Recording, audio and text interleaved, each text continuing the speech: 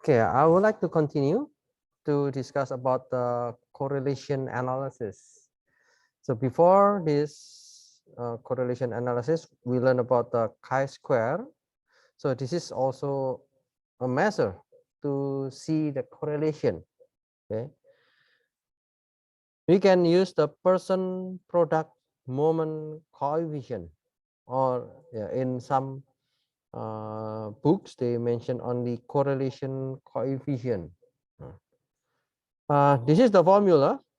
I do not want to discuss the formula. I will show you some examples. Yeah. So here we want to see the two tuples. Okay. Do you still remember tuples? Yeah. So we have the data object. Okay, we learn about the tuples. Okay, that's good. Thank you. Yeah, it is the row. Okay. So when we have the tuples, like n number of tuples, okay, we can have A and B, and let's say the A is one attribute and B is another attribute. And we want to see the correlation between A and B. Okay. If we are having those numbers, okay, so we can just use this for the numerical data. When you use the chi-square data, it is for the nominal data. Okay, so the usage is different. Okay. So when we are using this numerical data, we can use this person product moment coefficient.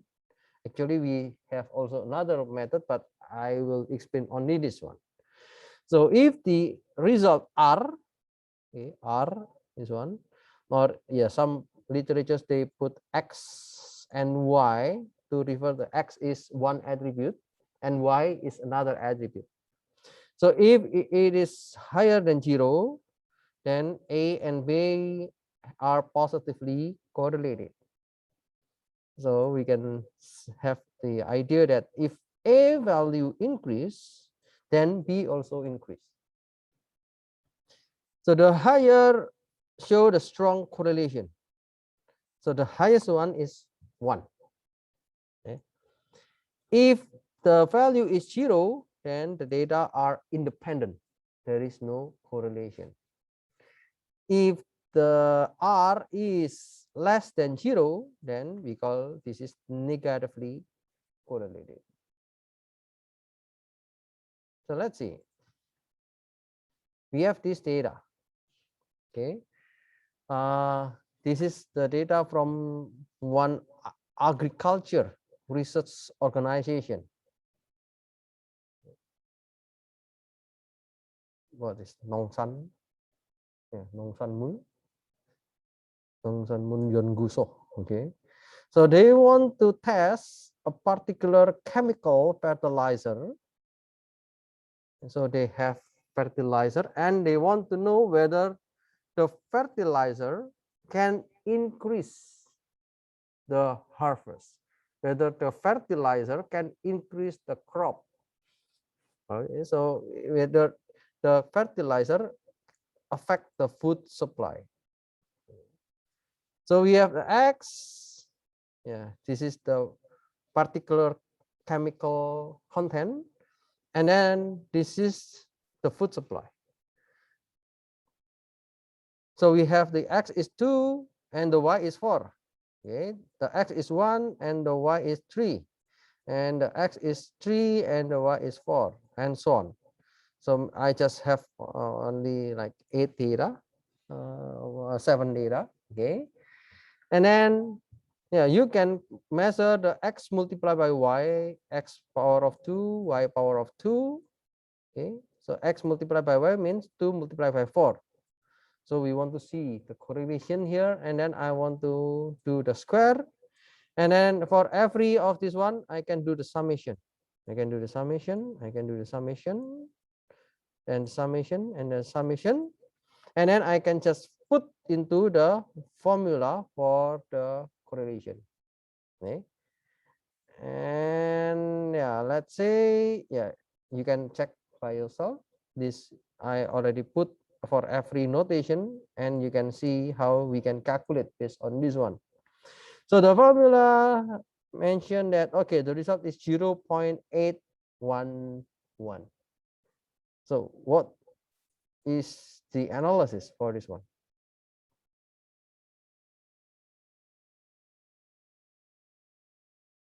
0.811. What is the analysis?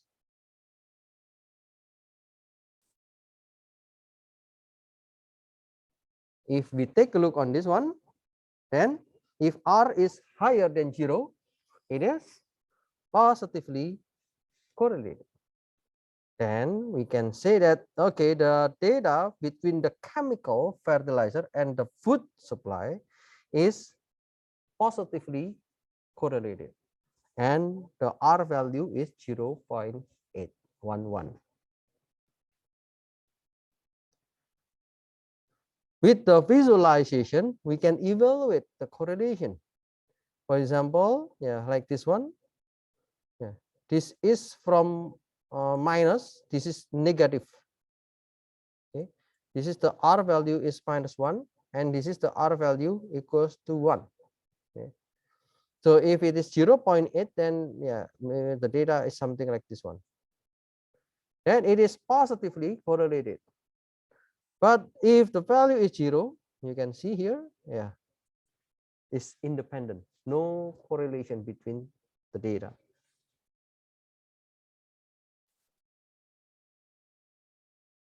So you can see, yeah, the positively correlated and the negatively correlated data. Okay, so if it is positive correlated data, we can see something like this one. The higher value of the x, also the higher value of the y. If it is negatively correlated, yeah, the higher value of x decreasing the value of y. Okay, so this is negative correlated. But we can also see like the combination between the two. So for the first half, yeah, the left half is positively correlated, and the right half is negatively correlated. Okay. For example, yeah, x, yeah, this is x is the its. Okay. Okay, its, and this is maybe the human power. Okay, you know that, yeah, human power will be increasing. Maybe once you are a child, you have no power, but once you are adult, you have very big power. But when you are becoming 80 years old, your human power is decreasing. So yeah, this kind of things, yeah, we can see that kind of correlation.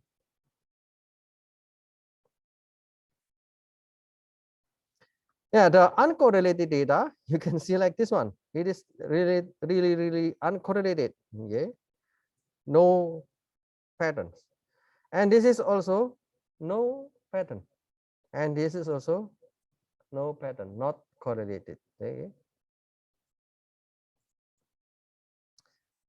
Okay, so you already see all those things. Okay, so we already learned about the central tendency. Do you still remember the central tendency? We have three things to understand the central tendency. They are mean, median, and mode. Okay, and we learn how the symmetric distribution, asymmetric, okay, symmetric distribution, and then asymmetric distribution. Okay, and we learn also about the positive skew and the negative skew. Okay, So the quiz before you see about the 5-number summary. What are they? We have mean, median, maximum, okay, and Q1 and Q3. Okay. So a box plot can represent 5-number summary.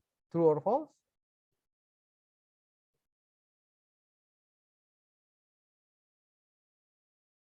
True or false?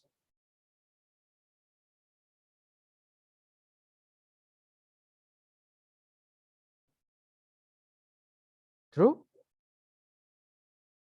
False? True.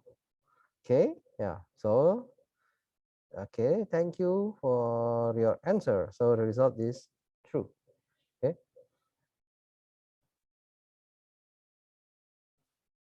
Okay. Any questions?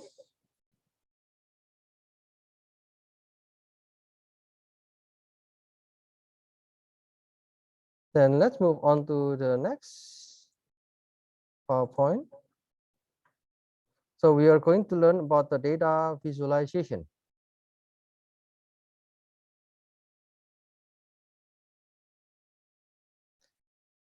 In the previous chapter, we learned about basic statistics. Yeah. So in the basic statistics, it's more obvious with the numbers. You can see the numbers and you can analyze. Yeah.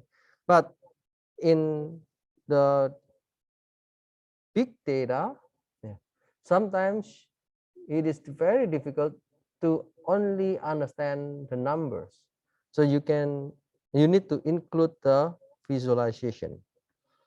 So we are going to learn about this data visualization. First, I would like to explain why we need to do the data visualization.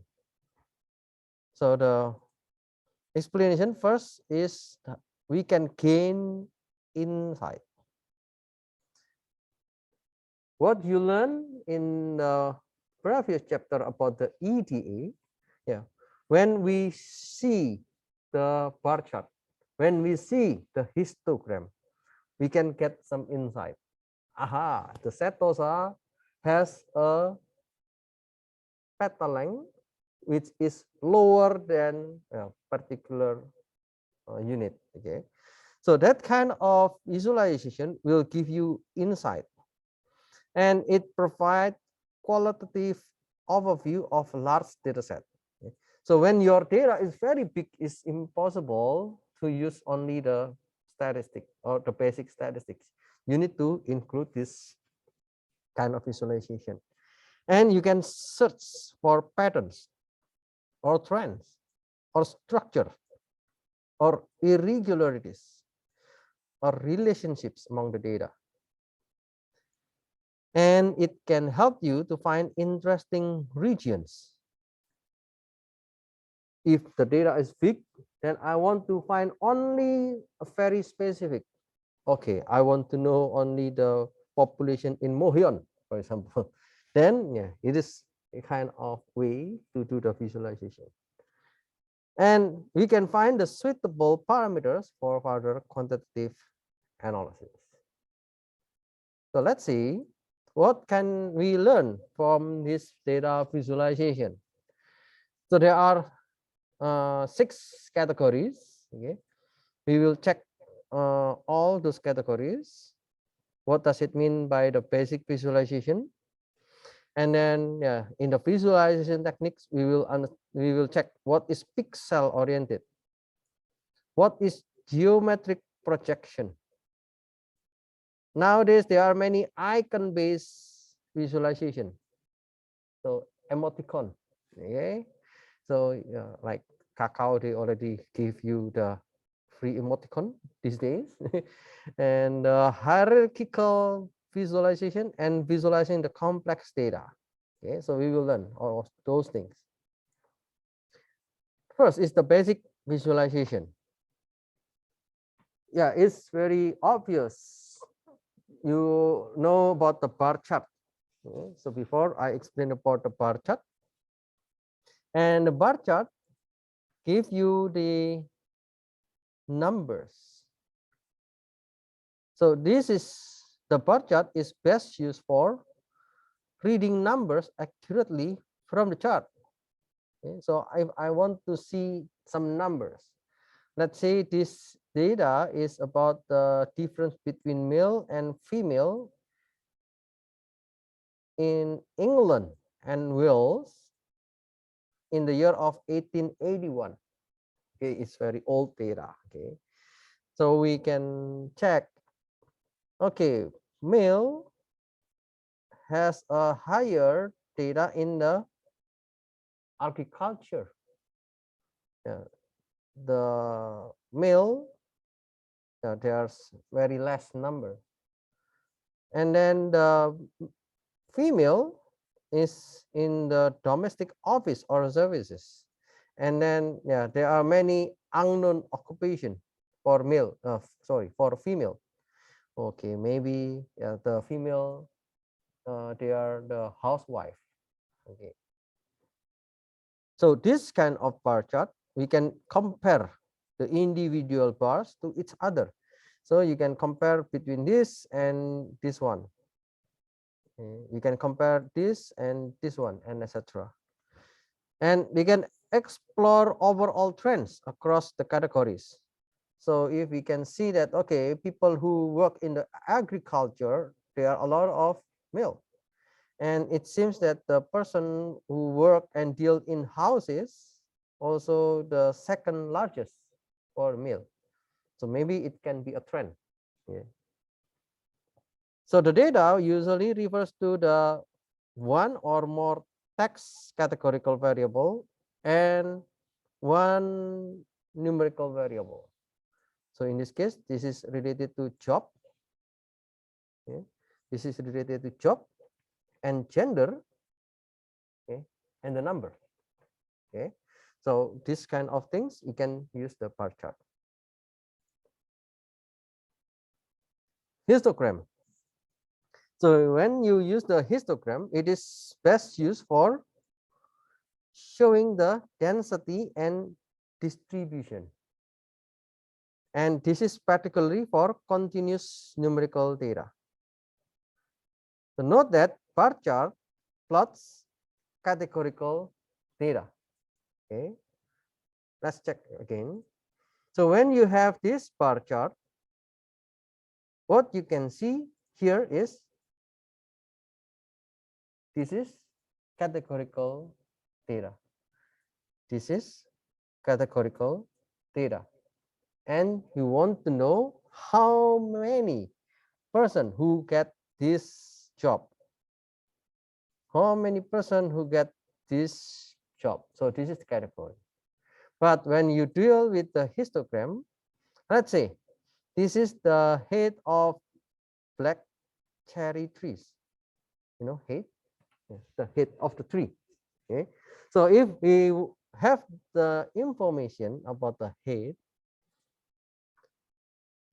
we can measure the frequency. So the tree with 60 until 65 feet, okay, this is the feet, there are three trees. So head between 65 until 70, there are 3 trees. So this Y is mostly in the frequency. So the data is only for one continuous numerical variable, and we can do the histogram. Pie chart.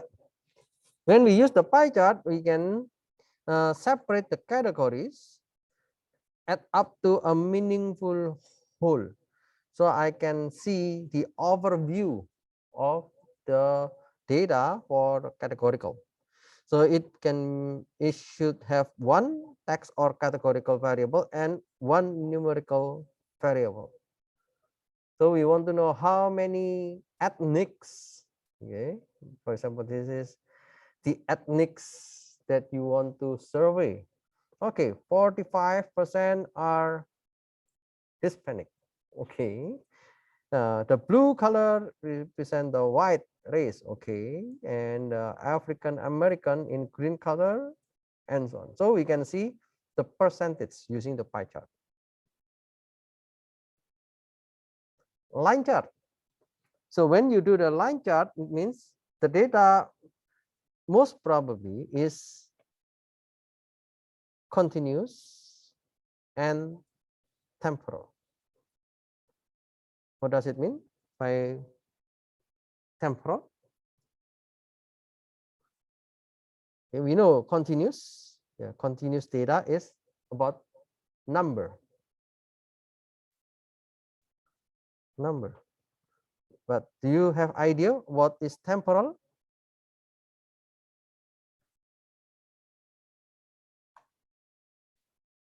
Temporal. What is it?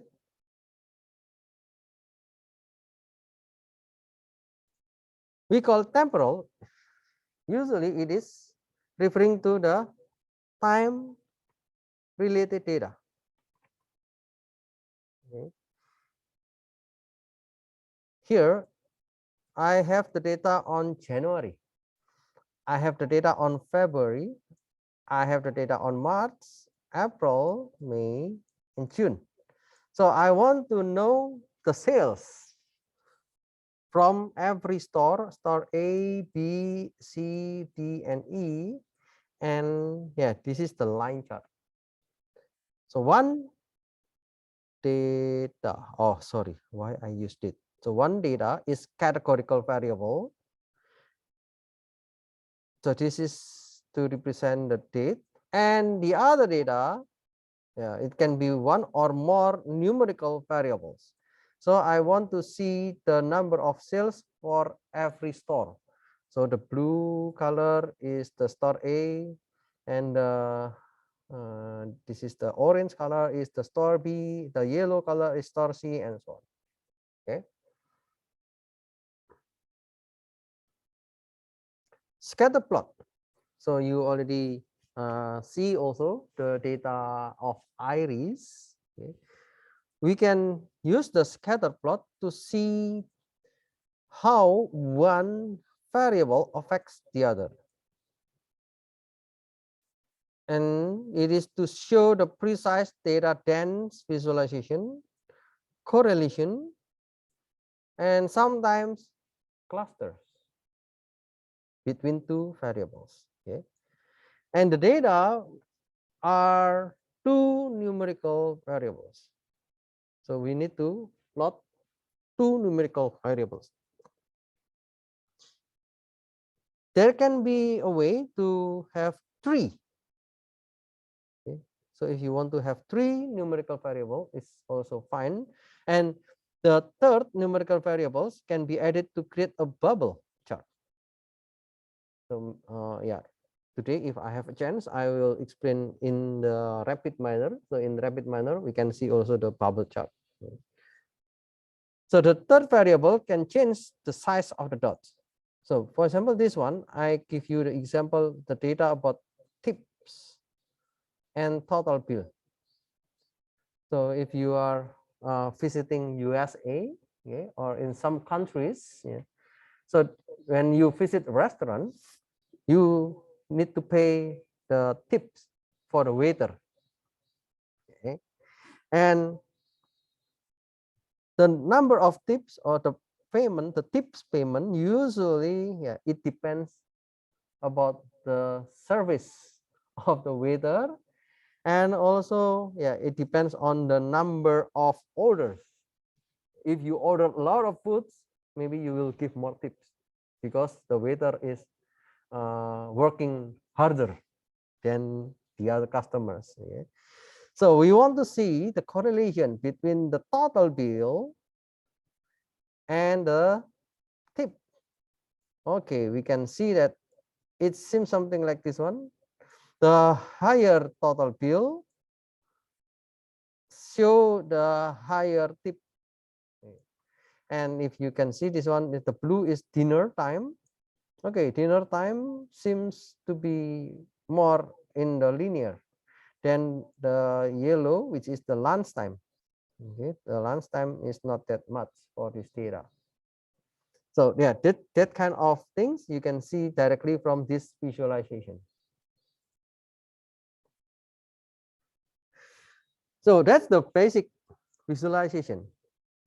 We can see the visualization from the second method, which is the pixel oriented. Okay. In the pixel oriented, it means we can make the data like this color. It degrades according to the statistical description. So maybe this is the minimum. The minimum value is lighter or it's white, but the maximum is darker or is more black. Okay, so you can see easily that okay, this income is diverse. Okay, so usually we can have also the pixel or the color number for this one. So the colors of the pixel reflects the corresponding values. So for example, the credit limit. Okay, the credit limit, maybe this is the maximum and this is the minimum. Yeah, you can see also the difference between min and maximum. And this is the transaction volume. Okay, this is interesting. Okay. Why there is a black in the middle? So actually we can see this one in the two perspective. So this is with respect to the row and this is with respect to the column. Okay, so this kind of pixel can be modified according to the data.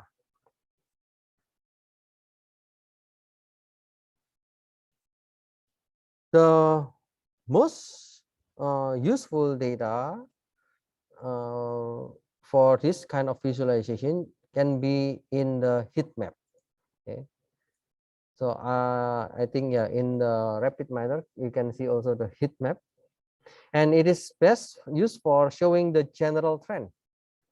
So let's see this one. Yeah, you can see the January in 2009, and then 2010, 2011, and so on. Yeah, this is the average monthly temperatures at the Central Park, New York. I guess this green is cold, and this red is hot. Okay, and the yellow is some values between green and red. Yeah. So you can see that the average temperature for January is mostly green, and the average temperature in July is red. Okay, is summer time, and the highest temperature is in the 2010 and maybe in 2013, 2015, and in this area. So with this heat map, you can easily distinguish what is the pattern or what is the trend. And the data can be the two numerical variables or categorical variables. Yeah, of course you need to have the numerical to show this pixel. The third variable is often the number of data points associated with the particular row or column is encoded as the color of the cell. So this is the first category. This is the first category. And this is the second category. And then we have this numerical data. So with this one, then we can make the heat map.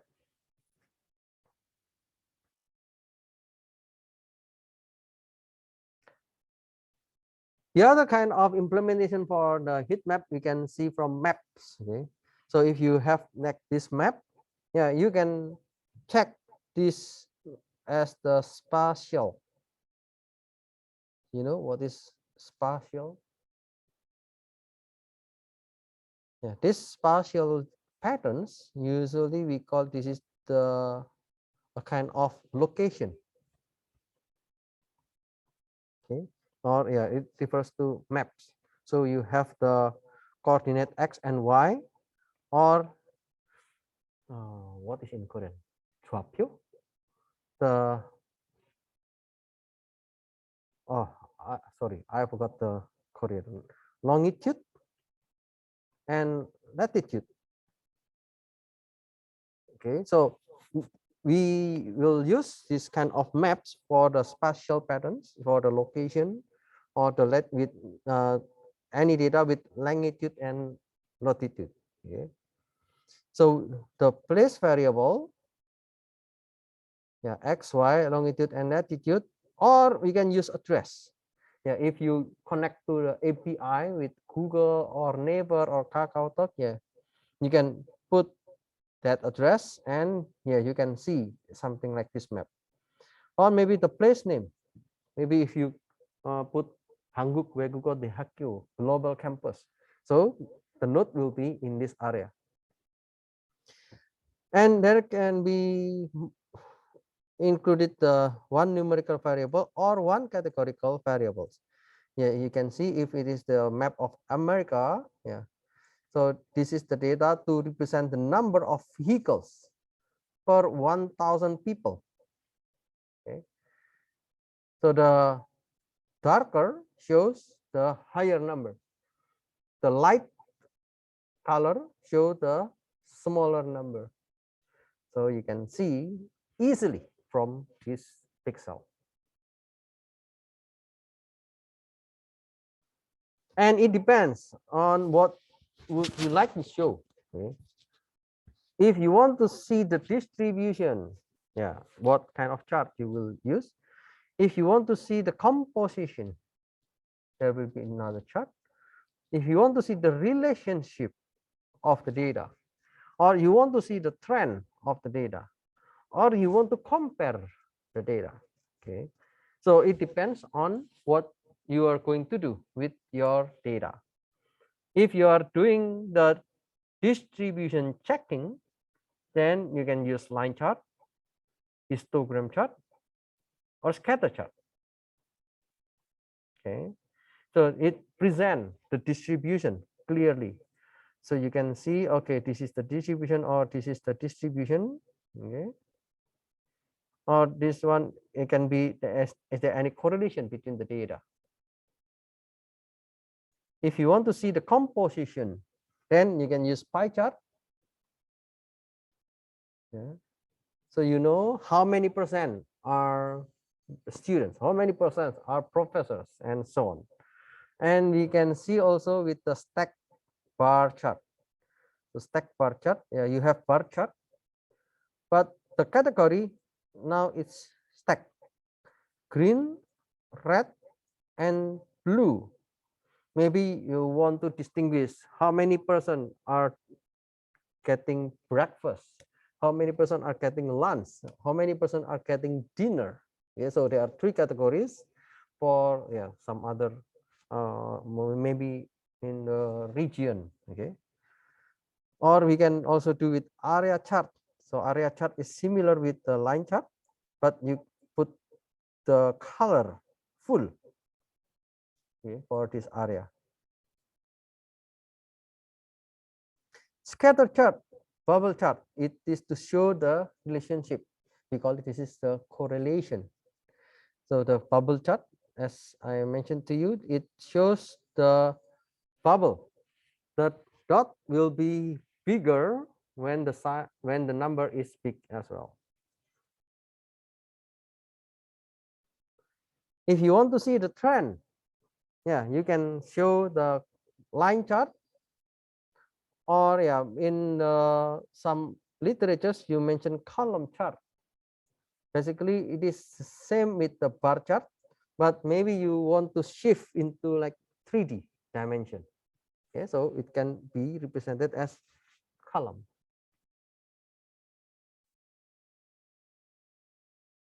If you want to compare, okay, so you can use bar chart. You can use sorry, I have the Six Sigma here, but actually it is just for comparison. So you can just make a table. And then the column chart. Or yeah, we have another kind of chart which is spider chart. Okay. Yeah, I do not explain this spider chart because sometimes we don't need to use this chart. But if you want to use, I think the rapid miner have also this kind of chart. And if you want to see the comparison through time, yeah, you can see the chart with line chart or with the column chart or bar chart.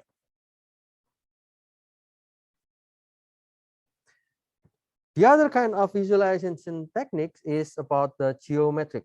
Okay, so in the geometric, uh, we want to see the geometric transformation and projection. We can use the scatter plot and scatter plot matrices, and we can also see from the parallel coordinates. So what are they? So this is the scatter plot matrices. You want to put all the correlation between the sepal length, petal length, sepal width, and petal width in one graph. Okay. So using this one, you can make the comparison directly. In this case, all the data are sepal length, and this is the scatter plot between the sepal length and petal length. This is the scatter plot between the sepal length and sepal width. This is the correlation between sepal length and petal width. Okay, so you can see all the correlation in one graph or in one visualization. So we call this is the geometric based visualization techniques. So we put 1, 2, 3, 4 graph. Okay. Yeah, so lucky we have only 4 attributes. If we have more than 4, yeah, the graph will be more complicated. So you can choose which variable that you want to visualize. Parallel coordinates. Yeah. In this case, you can see for every variables. Okay. So we have the axes are scaled to the minimum and maximum. Okay, and the range is corresponding to the attribute. Okay, so this is the x. Okay, and yeah, this is like the scale numbers. Yeah, we have many columns, and we want to see the relationship between the columns in one graph. Yeah, we can use this kind of parallel coordinates to see all the things at once. So usually we can see this one like for the stock. Okay, so you want to see the correlation between one stock and another stock. Okay, but they have different range of prices. Okay. So yeah, I'm sorry, I do not have a good example for this one, but hopefully you can imagine.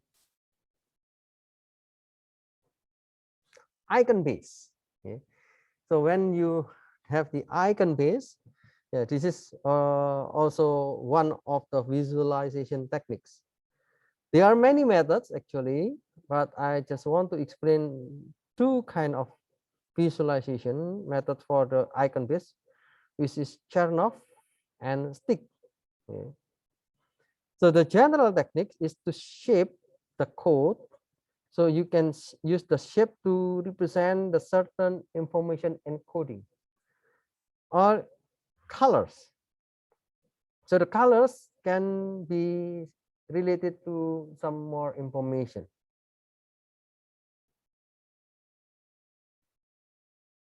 For example, okay, this is the icon. What does it mean? Okay. So a way to display variables on 2-dimensional surface. So this is 2-dimensional. This is 2-dimension, x and y. So let x be the eye bronze length and y be the eye size Z be the nose length. Okay, so we split into this eyebrow, and then Y is take this. This is the eye, yeah, and then this is the nose length. So every of this can be represented with some more valuable information. So the figure shows faces produced using 10 characteristics. So this is maybe this is just related with how the face representation for maybe one population in a country. Okay, of course you can modify this one if the data is related to finance. Yeah, you can put what is the meaning by mouth, what is the meaning by nose, and etc. Yeah. So this is just to represent the characteristic of the eye. So here the eye in one country is bigger than the other countries. The nose is more similar like triangle, and the mouth is wide, and maybe the person characteristic is more like they don't have any smile, okay, and so on. Okay. So this kind of fish can be the representative or stick figures. So this is very interesting as well. Yeah, you can see this data as the census data. So it can show you about the age, income. Yeah, here, if you are dealing with the age, this is the age respective to the Y, and then this is the income. Okay. So the higher of the age, it shows the higher the income. Okay. And we can represent for every of this one in different kind of information. For example, this is the gender and the education. Okay, so it will be in the stick. So this is a 5-piece stick. Okay, one body with 4 limbs with different angle or length. Okay, so there's 2 attributes, income and age. Yeah, this is the income and age, and then the angle or length of limbs. Okay, you can see here the angle. Yeah, maybe the angle is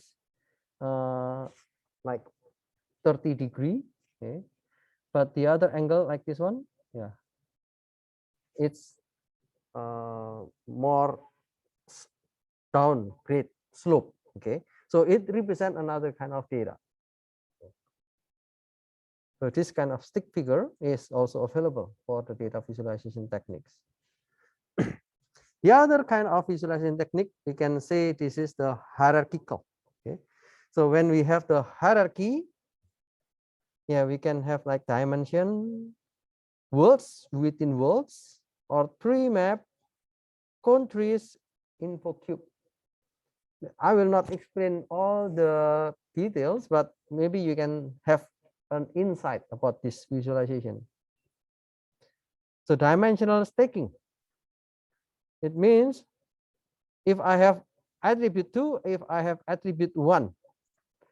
So once I saw this one, I want to include another attribute, which is the attribute 4 and attribute 3. So it is stack, stack, stack. Okay. So this kind of stack is in the 2D subspace. Okay. But I guess this is limited. Okay. Yeah, of course, if you want to have more from this one, you want to have more attribute 5 and 6. Okay, so after you have this one, maybe you want to see this one again, and so on. Okay, so you can make that kind of stack. Yeah. So it is the partitioning the attribute values into classes, and the important attributes will be used in the outer levels. It is adequate for the data with the ordinal attributes with low cardinality. Ordinal. So the attributes it is in the order. So if the data has some orders, it is good to use this kind of stacking. But it is difficult to display more than 9 dimensions. Okay, so this is the limitation. This is another kind of dimensional stacking. So when you have one stack, okay, you can represent with bar chart, for example. Okay, you can see something like map, yeah, or yeah, this is the example of oil mining data. Okay, this is the oil mining data with map like longitude and latitude. So here we can see, okay, there are many oil in this area, there are many oil in this area, and no oil in this area. So using this kind of visualization, you will easily go to this area which is more valuable than the other area. Worlds within worlds, yeah. This is to see the relationship between some particular variables. Yeah, let's say this is, oh yeah, I used this slide from one paper. Okay, so the x1 is Hwanyul, okay, the currency, and then x2 is the GDP, and then what the function is mature x, so the outcome. Okay, so you can plot with this kind of visualization. Tree map. Okay, if you have like text, okay, so you can put the text in the x and y dimension. Let's say this is the Google News story. So if you click on the news, and then if the news has many readers, has many viewers, then you can put in the top. Okay. And if it is only less viewer, maybe you can put here. And you can put based on the category. Maybe this is the politics. This is about the health. Maybe this is about the military. So yeah, you can make that kind of category. So there are also another techniques, we call it 3D cone.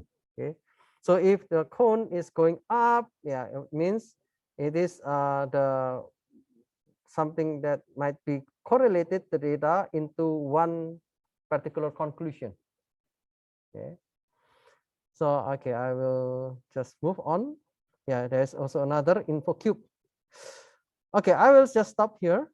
Okay, because I think it's the time for you to do the quiz. I will continue this lecture on the next class.